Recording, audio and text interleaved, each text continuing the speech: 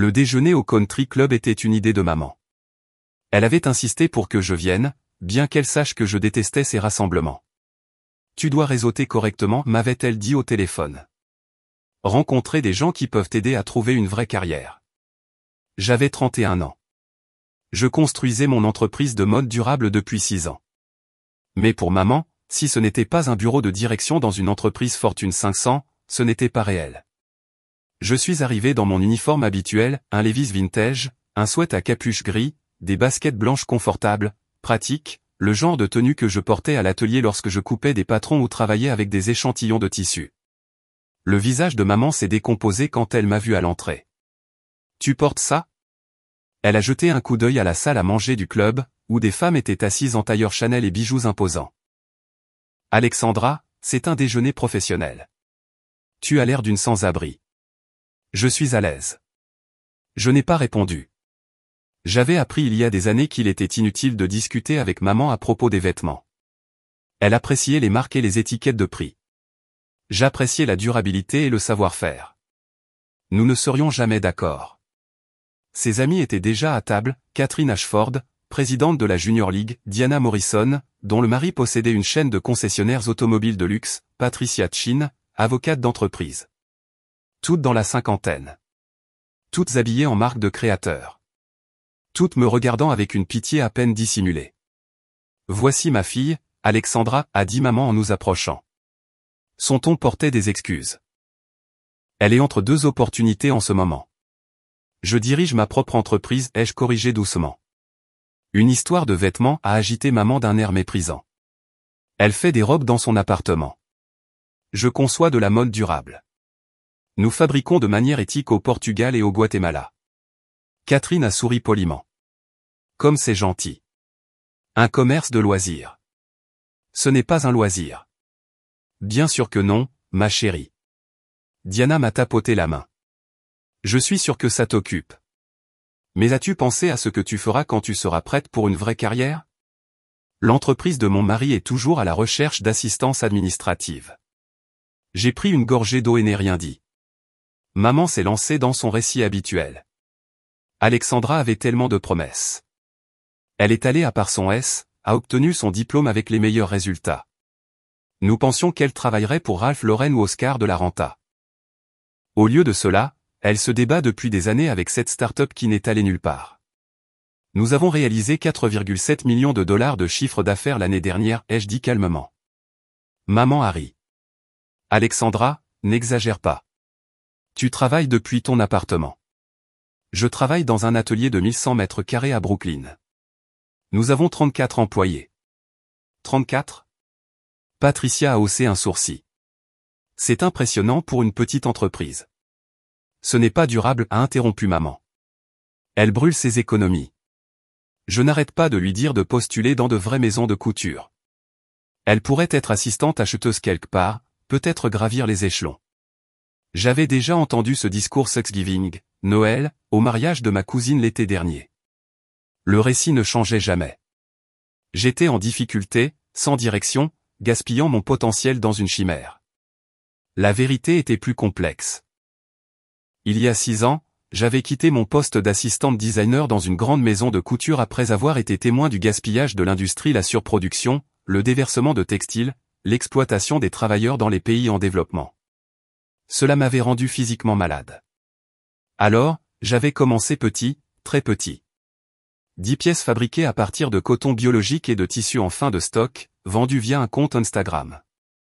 J'avais tout fait moi-même, conception, création de patrons, couture, photographie, service client, expédition. La première année, j'avais réalisé 23 000 $ de chiffre d'affaires et gagné peut-être 8 000 $ après les matériaux et l'expédition. Maman avait appelé ça jouer à la poupée. Mais j'ai continué, affiné les designs, construit des relations avec des fabricants éthiques, développé une chaîne d'approvisionnement axée sur la production à faible gaspillage et les salaires équitables, fait passer le nombre d'abonnés Instagram de 500 à 50 000 à 280 000. Deuxième année, 180 000 $ de chiffre d'affaires. Maman a dit que j'atteignais à peine le seuil de rentabilité. Troisième année, 890 000 $. Maman a dit que c'était une croissance insoutenable. Quatrième année, 2,1 millions de $. Maman a dit que j'avais de la chance que la pandémie ait incité les gens à acheter en ligne. 5e année, 3,8 millions de dollars. Maman a dit que c'était probablement une bulle. La 6e année s'est terminée il y a 3 mois, 4,7 millions de dollars avec des marges bénéficiaires de 32% et une liste d'attente de 15 000 clients.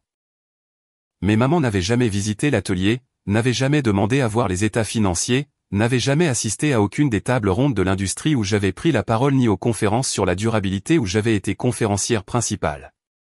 Elle avait décidé il y a 6 ans que j'étais en train d'échouer, et aucune preuve ne changerait d'avis. Le problème, disait Catherine, c'est que les jeunes d'aujourd'hui ne comprennent pas la valeur de la stabilité. Ils veulent être des entrepreneurs sans d'abord passer des années dans des entreprises établies. Alexandra n'a jamais appris la patience. Maman était d'accord. Elle voulait le succès immédiatement. Je travaillais 16 heures par jour depuis 6 ans, mais je ne l'ai pas mentionné. Diana s'est penchée en avant d'un air conspirateur. Ma fille a traversé une phase similaire. Elle voulait être photographe. Nous avons finalement réussi à la convaincre d'aller à la faculté de droit. Elle est beaucoup plus heureuse maintenant avec une carrière stable. C'est ce que je n'arrête pas de dire à Alexandra, a dit maman. Trouve un emploi stable, économise de l'argent. Peut-être que dans 10 ans, quand tu seras financièrement stable, tu pourras explorer cette histoire de vêtements comme un projet parallèle. Je suis financièrement stable. Maman a ri à nouveau, ce son tintant et méprisant. Ma chérie, tu travailles depuis ton appartement. Je travaille dans un atelier de 1100 mètres carrés que je possède. J'ai acheté le bâtiment l'année dernière. Silence. Tu as acheté un bâtiment? Les sourcils de Patricia se sont levés. À Brooklyn. C'est une ancienne usine textile. Nous utilisons le rez-de-chaussée et le premier étage pour la production et la conception. Je rénove les étages supérieurs en salle d'exposition et en espace événementiel. Le sourire de maman s'est crispé. Alexandra, ce fantasme devient inquiétant. Tu ne peux pas simplement prétendre posséder des bâtiments. Je ne prétends pas. Je le possède. Prix d'achat de 2,3 millions de dollars, à compte de 40%, hypothèque pour le reste. Où aurais-tu même? Maman s'est arrêtée. Tu sais quoi? C'est exactement ce dont je parle. Ce mensonge compulsif sur le succès. Ce n'est pas sain. J'ai posé mon verre d'eau avec précaution. Je ne mens pas. Alors montre-nous des preuves. Le ton de Diana était gentil mais sceptique. Sûrement, si tu avais réellement acheté un bâtiment, tu aurais des documents. J'aurais pu sortir mon téléphone, leur montrer l'acte de vente, les relevés hypothécaires, les photos de l'atelier. Mais j'avais appris quelque chose au fil des années. Les gens qui décidaient que vous étiez en train d'échouer ne voulaient pas voir de preuves de succès. Ils voulaient avoir raison plus qu'ils ne voulaient la vérité. Croyez ce que vous voulez, ai-je dit doucement. Tu vois. Maman s'est tournée vers ses amis. Elle ne peut pas le prouver parce que ce n'est pas réel. Je m'inquiète pour elle depuis des années ce détachement de la réalité. Madame Ashford? Une jeune femme s'est approchée de la table, probablement au début de la vingtaine, vêtue de vêtements décontractés pour le travail. Je suis vraiment désolé de vous interrompre, mais je devais dire que le travail de votre fille est incroyable. Je suis sa marque depuis 3 ans. Je porte une de ses pièces en ce moment. Elle a fait un geste vers son blazer, un modèle sur mesure de notre collection de printemps en laine biologique. Prix de vente au détail, 485 $. Maman a cligné des yeux. Vous connaissez Alexandra. Tout le monde dans la mode connaît Alexandra Ashford. Elle révolutionne le design durable. Je suis dans le programme d'études supérieures de Parson S, et nous étudions son modèle de chaîne d'approvisionnement dans notre cours d'éthique. C'est gentil, a dit maman faiblement. La jeune femme s'est tournée vers moi. Je suis Emma. J'ai postulé pour un stage dans votre entreprise 3 fois. Je sais que la concurrence est rude, mais je voulais que vous sachiez que votre travail m'inspire chaque jour. Merci, ai-je dit. Envoyez-moi un email directement. Incluez votre portfolio. Nous sommes toujours à la recherche de personnes qui se soucient de la mission. Le visage d'Emma s'est illuminé. Vraiment? Oh mon Dieu. Merci. Elle a sorti son téléphone, les mains tremblant légèrement. Puis-je prendre une photo? Mes camarades de classe ne croiront pas ça. Après son départ, la table était silencieuse. Catherine s'est éclairci la gorge. Alors, vous avez une sorte de public. Elle a 280 000 abonnés sur Instagram, a dit Patricia, faisant défiler son téléphone. Et oh, il y a un article ici de Business of Fashion, Alexandra Ashford, la révolutionnaire discrète qui remodèle le luxe durable. Maman a tendu la main vers le téléphone de Patricia. Laisse-moi voir ça. Il y a des douzaines d'articles, Patricia a continué à faire défiler. WWD, Fashionista, Refinerie 29. Alexandra, pourquoi n'avez-vous rien mentionné de tout cela? J'ai essayé à plusieurs reprises. Maman lisait l'article de Business of Fashion. Son visage était illisible. Il est dit que votre entreprise est évaluée à 15 millions de dollars. C'était l'estimation de l'année dernière. Nous prévoyons 8 millions de dollars de chiffre d'affaires cette année, donc la valorisation est probablement plus élevée maintenant. 8 millions de dollars? La voix de Diana s'est élevée. Des dollars? Chiffre d'affaires, pas bénéfice. Nous gagnerons environ 2,5 millions de dollars après les dépenses et la masse salariale.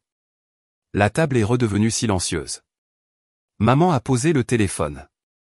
Alexandra, si c'est vrai, pourquoi t'habilles-tu comme ça? Elle a fait un geste vers mon sweat à capuche. Parce que j'accorde plus d'importance au confort qu'à l'apparence, et parce que je passe mes journées dans un atelier à travailler avec des tissus et des motifs. Les tailleurs de créateurs ne sont pas pratiques pour ça. Mais tu pourrais t'offrir des tailleurs de créateurs. Je pourrais. Je choisis de ne pas le faire. Mes vêtements sont fabriqués de manière éthique, durable, et ils reflètent mes valeurs. C'est plus important pour moi que les marques. Catherine regardait toujours son propre téléphone. Il y a quelque chose ici à propos de Vogue. Il est dit, elle s'est arrêtée, les yeux s'écarquillant. Oh mon Dieu, quoi? Maman s'est penchée. Le nouveau numéro de Vogue, la couverture des femmes les plus puissantes de la mode. Il y a un aperçu sur leur site web.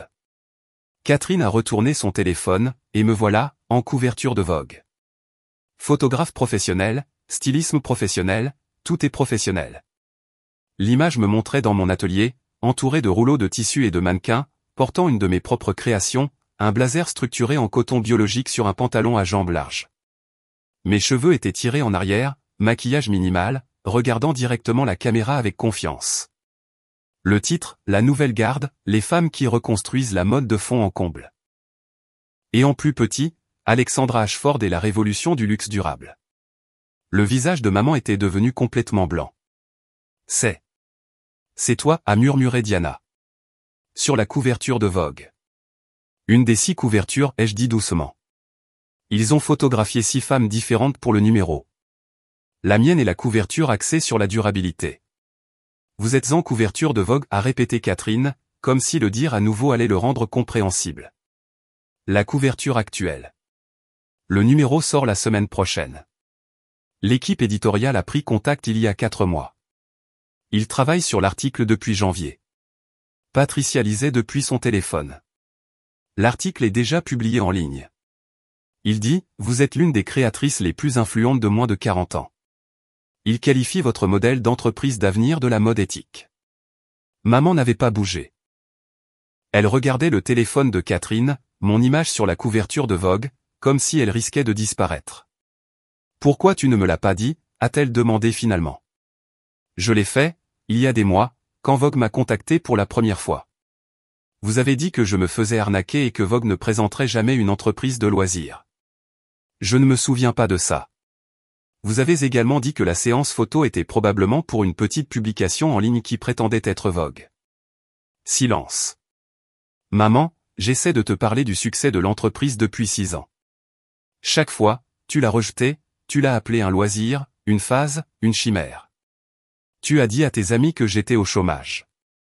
Tu as proposé de me trouver des entretiens pour des postes d'assistante administrative. Tu n'as jamais demandé à voir les états financiers, à visiter l'atelier ou à assister à l'un des événements de l'industrie où j'ai pris la parole. Mais tu ne m'as jamais montré de preuves. Tu n'as jamais voulu voir de preuves. Tu as décidé que j'étais en train d'échouer, et rien de ce que je disais n'avait d'importance parce que tu avais déjà pris ta décision. Catherine a posé son téléphone avec précaution. Je pense que je dois m'excuser. Nous le devons tous. Nous avons fait des suppositions basées sur le récit de maman, ai-je dit, qui n'était pas basé sur des faits. Il était basé sur ce qu'elle voulait croire à mon sujet. Les mains de maman tremblaient. J'essayais de te protéger. J'ai vu tellement de jeunes gaspiller des années sur des startups qui échouent. Je ne voulais pas que tu sois blessé. Alors, au lieu de me soutenir, tu m'as publiquement humilié, tu as dit à tout le monde que j'étais sans direction et au chômage, tu m'as offert des postes d'assistante administrative. Je ne savais pas parce que tu n'as pas demandé, parce que tu as vu le sweat à capuche et l'absence de marque de créateur et tu as décidé que cela signifiait que j'étais en difficulté. Tu n'as jamais envisagé que peut-être je réussissais selon mes propres termes, à ma manière. Le téléphone de Diana a vibré. Elle y a jeté un coup d'œil, puis m'a regardé avec quelque chose qui ressemblait à de l'admiration. Alexandra, je reçois des textos d'amis. La couverture de Vogue devient virale sur les médias sociaux. Tout le monde la partage. Patricia faisait défiler rapidement. L'article est magnifique. Il parle de votre chaîne d'approvisionnement, de votre engagement envers des salaires équitables, de votre approche innovante de la durabilité du luxe. Il y a des photos de votre atelier, de votre équipe, des installations de fabrication au Portugal. Et il y a une citation ici, a ajouté Catherine, lisant depuis son téléphone. Ma mère pensait que j'étais en train d'échouer parce que j'ai choisi le but avant le prestige. J'ai construit une entreprise de plusieurs millions de dollars pendant qu'elle disait aux gens que j'étais au chômage. Le succès n'a pas toujours l'apparence que les gens attendent. Maman ferma les yeux. Tu as dit ça à Vogue. On m'a interrogé sur les obstacles que j'avais rencontrés. Le doute de ma famille en était un gros. Tu me fais passer pour une méchante. J'ai dit la vérité. Tu as passé 6 ans à me traiter comme un échec. Ce n'est pas méchant. C'est juste triste. La table s'était complètement tue. Les femmes aux tables voisines commençaient à remarquer l'agitation. Les téléphones sortaient, les gens montraient du doigt. C'est Alexandra Ashford, murmura quelqu'un à voix haute. Celle de la couverture de Vogue. Oh mon Dieu, c'est elle. 2 femmes s'approchèrent timidement. Nous sommes désolés de vous interrompre, mais nous devions vous dire que nous adorons votre marque. Nous sommes clientes depuis 3 ans. Pouvons-nous prendre une photo? Je me suis levé, j'ai souri pour les photos, je les ai remerciées avec gentillesse. Elles ont posé des questions sur la nouvelle collection, sur l'article de Vogue, sur les initiatives de développement durable.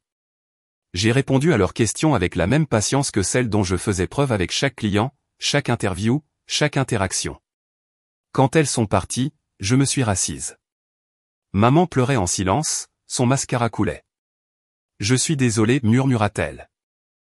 Je suis tellement désolée. Je ne savais pas. J'aurais dû écouter. J'aurais dû te croire.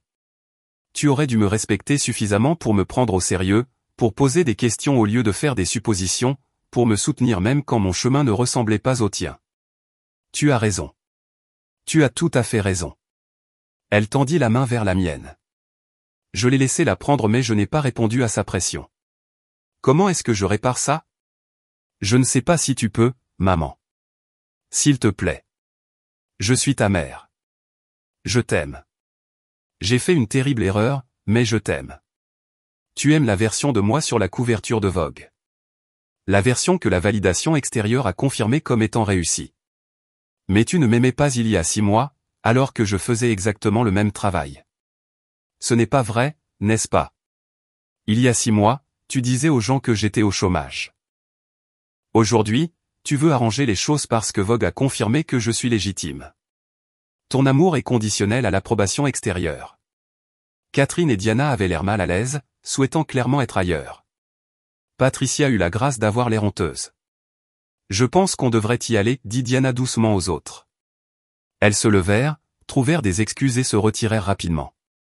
Maman et moi étions assises seules à la table. Qu'est-ce que tu veux que je fasse? Demanda-t-elle finalement. Je veux que tu reconnaisses que tu as eu tort. Pas seulement concernant le succès de l'entreprise, mais concernant la façon dont tu m'as traité. L'humiliation publique, le mépris, le refus d'écouter. Tout ça. J'avais tort. J'avais complètement tort. Et je veux que tu comprennes que ce n'est pas réparable avec des excuses. Tu as passé 6 ans à me faire sentir comme un échec, 6 ans à dire aux gens que j'étais au chômage, 6 ans à considérer mon travail comme un hobby. Ces dommages ne disparaissent pas parce que Vogue m'a mise en couverture. Elle pleurait plus fort maintenant. Je ferai n'importe quoi. Dis-moi ce qu'il faut faire. Commence par lire l'article. Lis-le. Apprends ce que j'ai construit, comment je l'ai construit, pourquoi c'est important. Pas parce que Vogue dit que c'est important, mais parce que je suis ta fille et que mon travail mérite ton respect, d'accord? Et arrête de dire aux gens que je suis au chômage ou sans direction ou en difficulté. Arrête de me proposer des postes d'assistante administrative. Arrête d'agir comme si mon succès était temporaire ou chanceux ou non durable. Je le ferai. Je le promets. Et peut-être envisager pourquoi tu avais besoin que Vogue te dise que j'avais réussi avant de me croire. Pourquoi ma parole ne suffisait pas? Pourquoi 6 ans de preuves n'avaient pas d'importance tant qu'une autorité extérieure ne les validait pas? Elle acquiesça, essuyant ses yeux avec sa serviette. Mon téléphone avait vibré constamment pendant toute la conversation. J'y jetai un coup d'œil maintenant, texto, courriel, notifications Instagram, des centaines d'entre eux. Félicitations pour la couverture de Vogue. Tellement fier de toi. Tu es une inspiration. Ton histoire m'a ému aux larmes. De clients, de collègues, de professionnels de l'industrie, d'anciens camarades de classe, de personnes qui avaient regardé mon parcours, soutenu mon travail, célébré mon succès, des gens qui avaient cru en moi sans avoir besoin de Vogue pour le confirmer. Je dois y aller, dis-je, en me levant. J'ai une réunion d'équipe à 15 heures, et ensuite je fais une entrevue avec NPR au sujet de l'article de Vogue. Pouvons-nous en reparler plus tard, s'il vous plaît? Peut-être. J'ai besoin de temps pour digérer tout ça. Alexandra, je la regardais vraiment.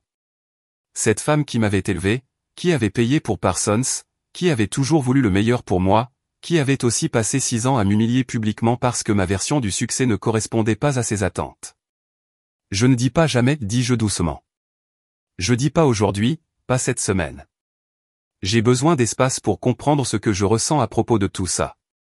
Elle acquiesça, pleurant toujours. Je comprends. Je suis sorti du country club, dans le soleil éclatant de l'après-midi.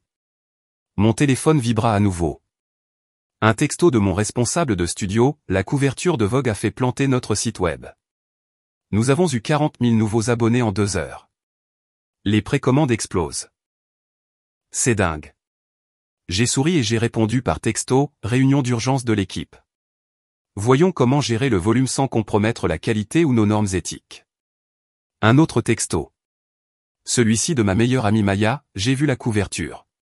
Tu ressembles à une déesse. J'ai aussi vu ta citation à propos de ta mère. Sauvage mais mérité. Comment te sens-tu? Je me suis arrêté sur le trottoir, considérant la question. Comment je me sentais? Vengé? Oui. Blessé qu'il ait fallu Vogue pour que ma mère croie en moi. Absolument. En colère à propos de 6 ans de mépris et d'humiliation publique? Sans aucun doute, mais aussi fier parce que j'avais construit quelque chose de significatif malgré le doute, parce que j'étais resté fidèle à mes valeurs même quand il aurait été plus facile de me conformer aux attentes, parce que j'avais créé des emplois, changé des vies et prouvé que la mode éthique pouvait être rentable. Et cette fierté profonde et inébranlable de ce que j'avais construit, existait complètement indépendamment de la couverture de Vogue. J'avais réussi hier, avant la sortie de la couverture. Je réussirai demain, peu importe si quelqu'un d'autre le reconnaît. C'était la vraie révélation. Pas l'article de Vogue, pas les excuses larmoyantes de maman, pas l'attention virale des médias sociaux. La révélation était que je n'avais jamais eu besoin de leur validation en premier lieu. J'ai répondu à Maya par texto, me sentant puissante, me sentant vengée, me sentant prête à t'embaucher si tu es enfin prête à quitter cet emploi de bureau et à me rejoindre. Sa réponse est venue immédiatement, j'aurai ma lettre de démission demain. Quand est-ce que je commence? J'ai ri à voix haute sur le trottoir, attirant les regards des passants. Mon téléphone sonna. Numéro inconnu. J'ai répondu, Alexandra Ashford à l'appareil. Ici James Chin du New York Times. Nous publions un article sur l'article de Vogue et votre citation sur le doute familial. Nous aimerions vous interviewer sur la construction d'une entreprise sans soutien traditionnel. Avez-vous du temps cette semaine? Laissez-moi vérifier mon calendrier et je vous rappelle. Bien sûr. Pour ce que ça vaut, votre histoire est incroyablement inspirante. La façon dont vous avez construit quelque chose de significatif malgré le scepticisme, c'est le genre de résilience dont les gens ont besoin d'entendre parler. Après qu'il ait raccroché, je suis resté debout sur le trottoir pendant un moment, regardant la ville bouger autour de moi. Il y a 6 ans, j'avais commencé avec 10 robes et un compte Instagram. Aujourd'hui, j'étais sur la couverture de Vogue. Demain, qui sait? Mais la trajectoire avait toujours été là. Le succès s'était toujours construit. La seule chose qui avait changé était la conscience qu'en avaient les autres. J'avais appris quelque chose d'important au cours de ces 6 années. La validation externe est agréable, mais elle n'est pas fiable. Aujourd'hui, Vogue m'a mise en couverture. Demain, quelqu'un d'autre sera l'histoire préférée de l'industrie de la mode. C'est comme ça que fonctionne le cycle de l'actualité. Mais l'entreprise, la vraie, tangible entreprise avec des employés et des clients et un impact, c'était permanent. C'était ce que j'avais construit. C'était ce qui comptait. Pas la couverture de Vogue, pas l'approbation de maman, pas l'attention virale des médias sociaux, le travail, la mission, l'effort quotidien de construire quelque chose de significatif. C'était le succès, et je le savais depuis le début, même quand personne d'autre ne le savait. Je me suis dirigé vers le métro, mon téléphone vibrant toujours de notifications. Un autre texto de Maya, je suis sérieuse au sujet de te rejoindre. Je t'ai regardé construire quelque chose d'incroyable pendant que tout le monde doutait. Je veux faire partie de ça. J'ai souri et j'ai tapé, première réunion lundi. Prépare-toi au chaos. Nous sommes sur le point de passer à l'échelle rapidement. J'ai hâte. À l'entrée du métro, je me suis arrêté et j'ai regardé en arrière vers le country club. Maman était probablement encore assise à cette table, en train de tout digérer. Ses amis appelaient probablement tous ceux qu'elle connaissait, partageant la nouvelle de la fille qu'elles avaient plainte 1 heure plus tôt. J'ai ressenti un moment de sympathie pour elle. Elle avait vraiment essayé de me protéger de la déception. Elle croyait sincèrement que j'étais en difficulté. Ses intentions, du moins, étaient enracinées dans l'amour, même si son exécution avait été dévastatrice, mais je savais aussi quelque chose qu'elle commençait seulement à comprendre. La protection construite sur le doute n'était pas une protection du tout. C'était de la peur déguisée en préoccupation. Un vrai soutien aurait ressemblé à de la curiosité, à des questions posées, à des visites à l'atelier, à me croire quand j'expliquais ce que j'étais en train de construire. Un vrai soutien n'aurait pas exigé que Vogue confirme que j'étais légitime. Mon téléphone vibra à nouveau. Cette fois, un SMS de maman, j'ai lu l'article. Tout l'article, y compris la partie sur moi. Tu avais raison sur tout. Je suis désolé. Je suis tellement désolé. Je t'aime. Je suis resté à fixer le message pendant un long moment. Puis j'ai tapé, je t'aime aussi, mais l'amour ne suffit pas. J'ai besoin de respect. J'ai besoin que tu crois en moi sans avoir besoin de validation externe. Cela va prendre du temps à reconstruire. Sa réponse fut immédiate, je comprends. Prends tout le temps dont tu as besoin. Je serai là. J'ai remis le téléphone dans ma poche et suis descendu dans le métro. Le train était bondé, mais j'ai trouvé une place près de la porte. Une femme en face de moi lisait quelque chose sur son téléphone, puis a levé les yeux soudainement, les yeux écarquillés. « Vous êtes Alexandra Ashford ?»« Oui. »« De la couverture de Vogue. »« Je viens de la voir. »« Oh mon Dieu !» Elle s'est tournée vers son amie. « C'est la créatrice dont je te parlais, celle de la mode durable. » Son ami a sorti son téléphone, a trouvé la couverture et a halté. « C'est incroyable. On peut vous suivre sur Instagram. » Je leur ai donné mon nom d'utilisateur, j'ai répondu à des questions sur la nouvelle collection, j'ai recommandé des pièces pour leur morphologie et leurs préférences de style. Elles m'ont remercié profusément et sont retournées à leur téléphone, probablement pour commander immédiatement sur le site web. C'était ça, la vraie réussite. Pas la couverture en elle-même, mais ce qu'elle représentait, une connexion avec des personnes qui se souciaient de la mission, des personnes qui voulaient faire leurs achats de manière éthique, s'habiller magnifiquement et soutenir des entreprises qui correspondaient à leurs valeurs. J'avais construit une communauté, un mouvement même, et cela valait plus que n'importe quelle couverture de magazine. Le métro est arrivé à mon arrêt. Je suis sorti à Brooklyn, empruntant le chemin familier vers l'atelier. En approchant du bâtiment, mon bâtiment, celui que je possédais, je pouvais voir des lumières allumées aux fenêtres. Mon équipe était déjà là, probablement en train de gérer le plantage du site web, de répondre aux demandes des clients, de coordonner avec les fabricants l'augmentation de la production. J'ai sorti mes clés et ouvert la porte. À l'intérieur, l'atelier était un chaos organisé, des échantillons de tissu partout, des mannequins avec des créations à moitié finies, des ordinateurs ouverts sur des systèmes de gestion des commandes, des téléphones qui sonnaient sans arrêt. « Elle est là !» a crié quelqu'un. Mon équipe a éclaté en applaudissements. « Tu as vu les chiffres ?» a lancé ma responsable d'atelier. Nous avons fait plus de chiffre d'affaires en 4 heures que pendant tout le mois dernier. Avons-nous maintenu les normes de production ? Ai-je demandé en accrochant ma veste. Oui, nous n'acceptons pas les commandes que nous ne pouvons pas honorer de manière éthique, mais la liste d'attente a augmenté de 8000 personnes depuis ce matin. Bien. Parlons de l'augmentation de la production sans compromettre nos relations avec la chaîne d'approvisionnement. Salle de conférence dans 5 minutes. En traversant l'atelier, les membres de l'équipe m'ont félicité, m'ont serré dans leurs bras, m'ont montré des posts sur les médias sociaux célébrant la couverture. Ces personnes qui avaient cru à la mission avant Vogue, qui avaient travaillé de longues heures pour un salaire équitable, qui avaient contribué à construire quelque chose de significatif. C'était eux, ma vraie validation. Dans la salle de conférence, j'ai affiché nos feuilles de calcul de production et nos projections financières. D'accord, ai-je dit à l'équipe assemblée, soyons intelligents. La couverture de Vogue est une exposition incroyable, mais elle est temporaire. Ce dont nous avons besoin, c'est d'une croissance durable qui maintienne nos valeurs.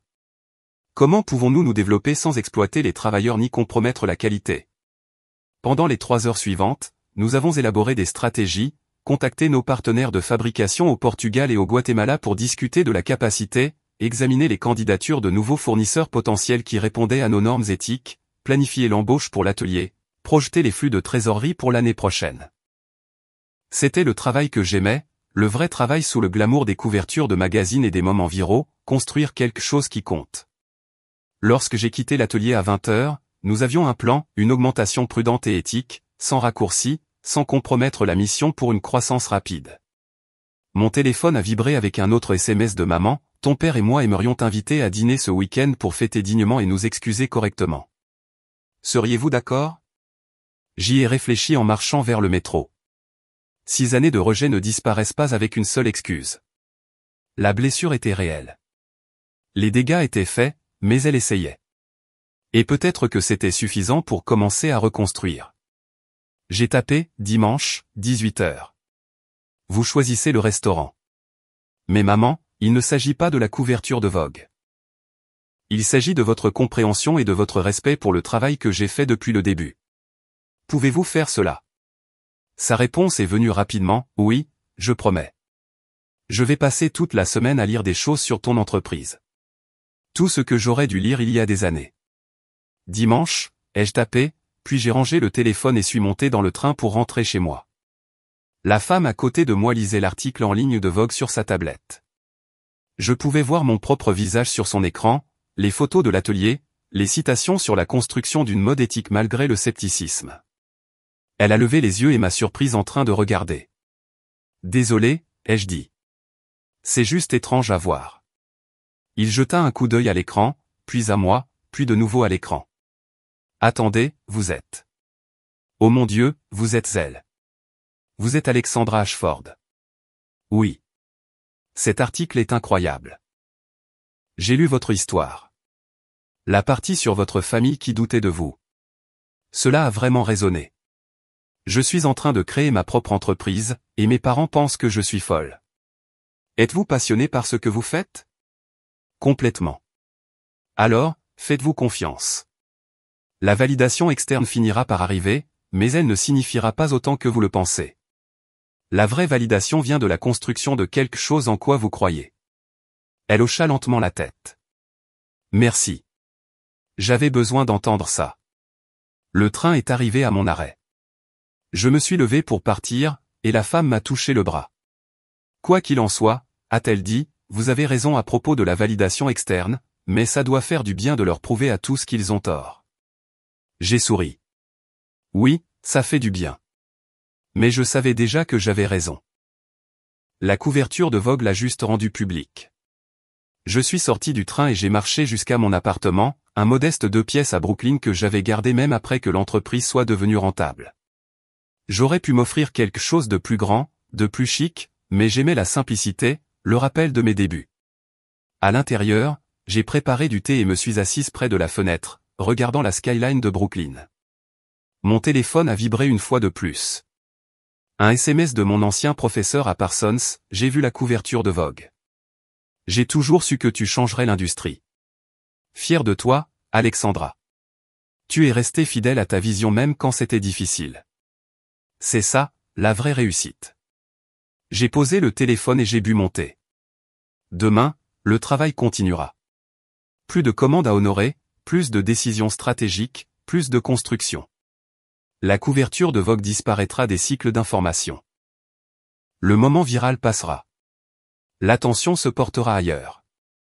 Mais l'entreprise, la vraie entreprise tangible construite sur l'éthique, l'artisanat et le sens du but, cela restera. Et c'est ça qui compte. Pas la validation de maman, pas la couverture de Vogue, pas le soudain respect du country club, juste le travail quotidien essentiel et peu glamour de la construction de quelque chose de significatif.